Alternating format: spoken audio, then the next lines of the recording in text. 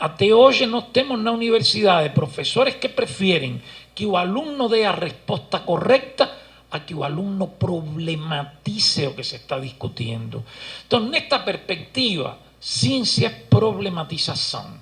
E isto resgata um componente teórico. Eu me lembro, quando era estudante que para vocês pode ser um século passado, mas para mim foi praticamente o outro dia, que meus professores de metodologia, com o maior desprezo do mundo, falavam a uma observação inteligente de um aluno: isso é filosofia, aqui você está para aprender psicologia.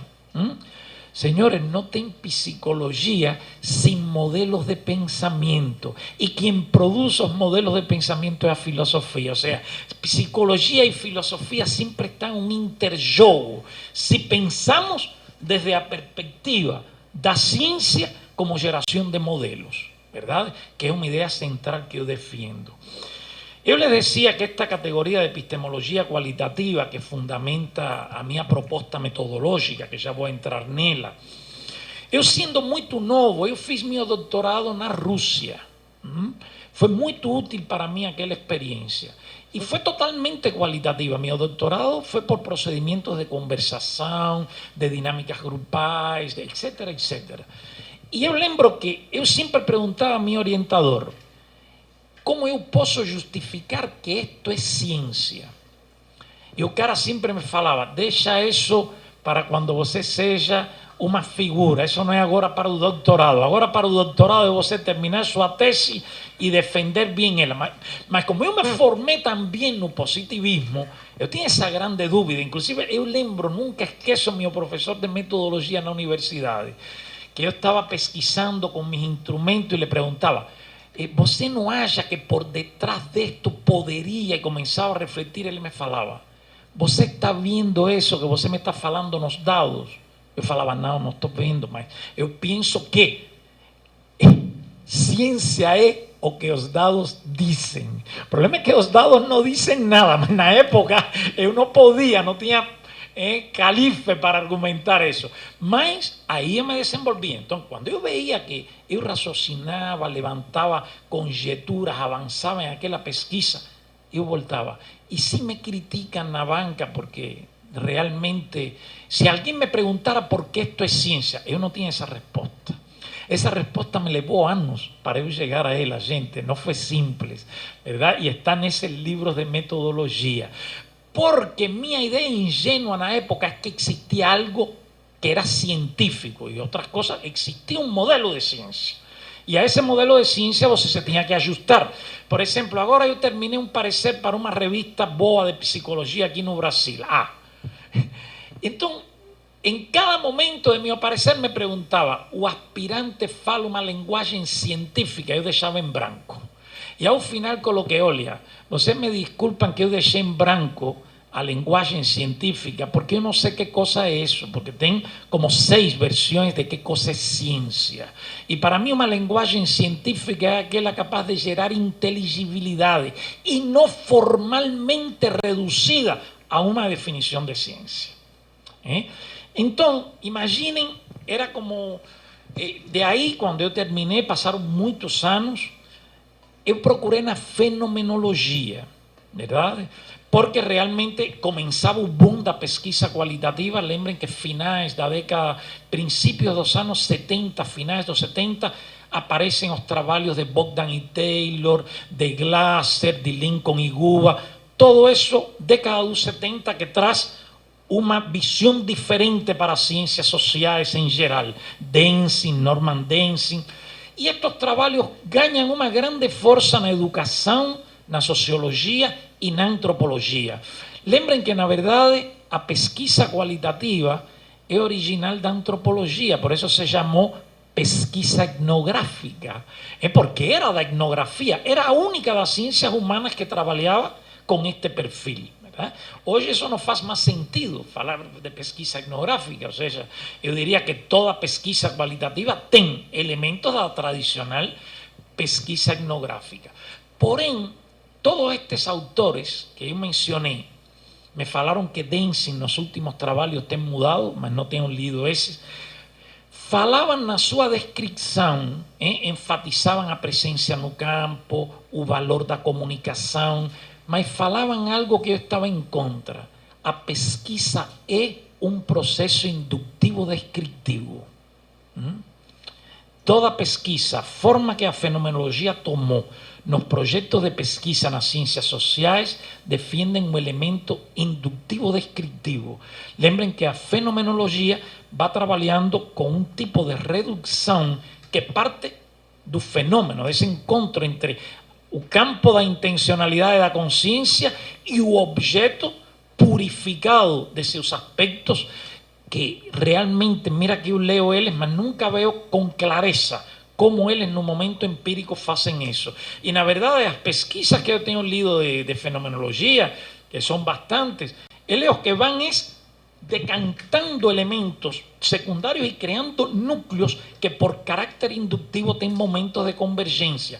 Mas um problema grave é que o autor fenomenólogo não se aventura a fazer hipóteses sobre outras coisas que estén por detrás dessa evidência. E daí vem precisamente a grande teoria de Glasser e Strauss. O pesquisador tem que deixar fora seus preconceitos, entre aspas, sua subjetividade.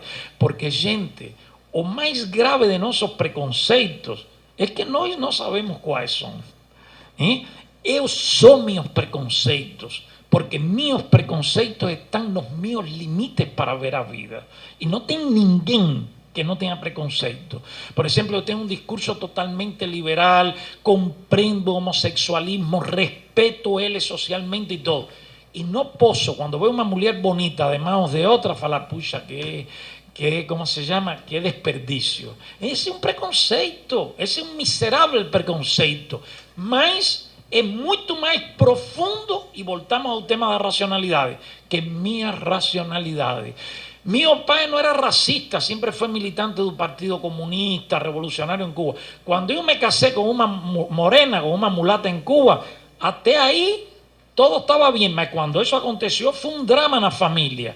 Então, tinha racismo, só que ele não tinha consciência do racismo dele. E nós, como pesquisadores, algo que tu colocavas, nunca deixamos de ser pessoas. Freud nunca teria pensado no complexo do Édipo se não tivesse tido uma mãe bonita e jovem e um pai feio e velho. Então, isso que ele sentiu como pessoa, e aí está a genialidade da pessoa, ele pudo construir para modelar fenômenos com que ele se enfrentava na sua prática clínica. Então, o problema não é deixar quem a gente é. Nós sempre vamos a construir desde um lugar. O problema é que a construção que nós fazemos mantenha a sua capacidade de se estender e de se tensar no momento empírico. Por isso eu gosto de falar de inteligibilidade. Então, como eu não me encontrava em nenhuma das colocações, eu decidi, já inclusive na época eu estava no Brasil, escribir aquele livro mío, foi do ano 97, publicado na Habana e aqui em espanhol, na época na PUC de São Paulo, Epistemologia Qualitativa e Subjetividade. Então, eu me apropriei de uma ideia que tinha duas diferenças com a colocação fenomenológica tradicional, porque, por exemplo, se nós vamos à fenomenologia de Merleau-Ponty, é um dos primeiros autores que fala do carácter construtivo e interpretativo do saber. Inclusive, o Merleau-Ponty tem uma frase que Rudinesco cita, e por cierto não cita a referência, que está no livro Os Signos de Merleau-Ponty, que a ciência é uma ficção necessária. O carácter de ficção do saber, porque o saber, gente, tem elementos de inteligibilidade com a realidade, mas esses elementos passam pela fantasia e pela imaginação do autor. São estes recursos o que nos permitem enxergar aspectos da realidade que não são evidentes. E essa epistemologia qualitativa, que tem sido a base de minha proposta metodológica, construtiva e interpretativa, eu defendo 3 pontos centrais. Primeiro, a ciência é uma produção dialógica nas ciências humanas. Não temos como fazer ciência fora de um espaço de comunicação. porque o outro nunca está pronto para o nível da resposta expressar o que nós estamos tentando conhecer. E desafortunadamente as ciências humanas têm reproduzido em seu plano metodológico um esquema estímulo-resposta. Eu pergunto, você responde. Eu coloco a prancha, você diz que coisa vê. Eu pincho e você me diz que coisa você sente. Sempre um estímulo produzindo uma resposta. Qual é o grave problema disso? Um questionário para que você responda. O grande problema disso é que o sistema do estímulo, independente do instrumento usado, é a minha cosmovisão. Eu vou organizar um questionário pensando o que para mim é relevante disso. Mas a lógica do questionário não permite que desde o lugar que aquele que lo responde apareçam elementos que são importantes, mas que não estão em mim como pesquisador, que estão no outro. Então é inacreditável como o metodologismo, o instrumentalismo nas ciências sociais excluyó a riqueza e as possibilidades do outro em seus processos de construção da experiência. Então esse era o primeiro atributo dessa epistemologia qualitativa, respeitar a comunicação, reconhecer que o outro não está pronto para falar em palavras o que eu estou procurando. Segundo elemento, o elemento construtivo interpretativo. Nós não podemos fazer ciência do homem apenas pelo que o homem declara, apenas pelas representações conscientes e expressas que ele tem. Se vocês me deixam falar de mim, vocês saem chorando. Eu sou o melhor cara do mundo, verdade? E se eu deixo falar a vocês de vocês, vocês são um primado de virtudes. Então, entre o mundo da representação e as configurações complexas de nossa subjetividade, tem um espaço, não tem uma identidade. Espaço que, por certo, está aparecendo hoje com muita força no cinema e na literatura. Essa ruptura, esse espaço que, evidentemente, eu não sou o que eu penso que eu sou. Só que, enquanto eu não tenho tensões, contradições, eu me mantenho na mesmice de minha representação naturalizada.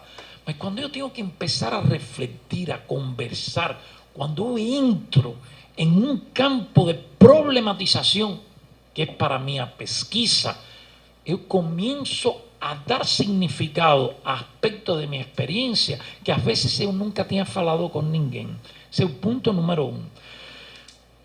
Desculpem, ponto número 2, verdade? Agora, por que eu faço a diferença entre construção e interpretação? Porque, gente, como eu falava no começo, nós não podemos ter medo das ideias. As ideias primeiro aparecem no pensamento com uma expressão muito indireta de muitas experiências vividas, mas aparecem como figuras do pensamento. E precisamente são as ideias as que nos permitem acessar a informações empíricas que, se essa ideia não existiera, a gente não enxergaria. A gente não enxergaria. Então, não podemos ter medo à especulação. Onde tem pensamento, tem especulação. Só que a especulação não é um fim em si mesmo. Que eu penso que é um dos graves problemas que teve uma certa psicanálise. Ou seja, a especulação se tem que desenvolver e produzir inteligibilidade sobre os sistemas de informação que eu estudio. Senão, eu corro o risco de ver complexo de Édipo em qualquer lugar. Então, o problema não é o complexo de Édipo, é como você enxergou. Ou perguntar-lhe ao grande Lacan, e o efeito espelho, como você tem constatação que a criança sente essa distorção quando entra em contato com um espelho. Então, se você não tem essa certeza, nem nunca vai ter, isso apenas é uma construção dentro de um processo de significado, mas não pode virar um princípio. E isso foi um problema, como eu falo, de uma certa psicanálise. Depois tem todos os autores da psicanálise, o Castoriadis, o próprio Guattari, Eliot, que evidentemente rompem com essa lógica, verdade? Mas, porém, fazendo justiça histórica, muitos dos princípios da pesquisa qualitativa estiveram em Freud. No como metodología de pesquisa, mas como metodología de una clínica que le permitió hacer un sistema teórico. Por primera vez Freud interpretó y construyó a partir de lo que otro falaba. Por primera vez Freud utilizó a comunicación como ferramenta de seu proceso de construcción de información. Por primera vez Freud, na psicología estoy falando, usó un caso singular sin miedo a producir un modelo de pensamiento, porque a psicanálisis es, acima de todo, un modelo de pensamiento. Inclusive cuando Freud fue su primera visita a Estados Unidos, que estaba, ¿cómo se llama? Aquel pesquisador experimental americano, que fue después trascendente, tengo un texto que eleva seu nome. Bien, esas son las cosas de edad. Espero que apareça y si no se lo mando por correo a Marcia.